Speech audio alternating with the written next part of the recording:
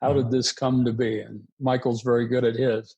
And so my epiphany was sort of a circumstance where I have my little magic box of talkie tapes and books, and I'm calling on a man who's running a factory-built home, a prefab. They don't like that phrase. So factory-built homes, factory. And we're on the second floor looking down on the work floor. And he looks at me and he says, "What are you and your magic box going to do about that?" And he'd already given me the kids today. Kids can't work. Kids don't care. Kids aren't motivated.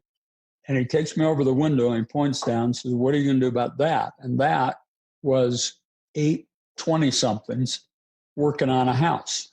And to describe their work pace, you would need words like arthritic, snails, and wet cement. I mean, it was find a nail, find a hammer. It was just terrible. And for those in the audience who are in selling, you know that if you get an objection and you don't have a way to overcome it, the clock stops. And that happened to me. And then I got rescued by lunch, because when the lunch bell went off, those 8 guys dropped those hammers like they were electrified, took off on a dead run like somebody hit them with cattle prods, and ran 50 yards, half of them taking their shirts off, to where they found a basketball hoop. And I watched them on their own time, nobody paid them, play 4-on-4 with the intensity of a Game 7 NBA Finals. And at 12:42, without a strat plan, a management, and a performance appraisal process, a scorecard, or anything else, everybody knew their job and what to do.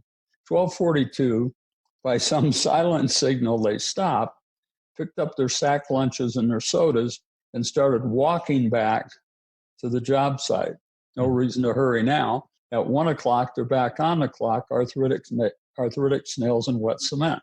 And I look at this redneck, at least that's what Jeff Foxworthy would call him, and I said, there's nothing wrong with those kids. It's not that problem.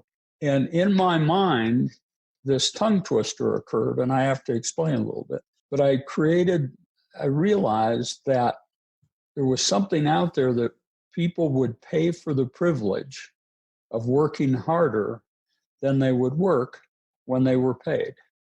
That something happened under that basketball hoop. And so I began to just contemplate. I wouldn't even call this research. It would give research a bad name.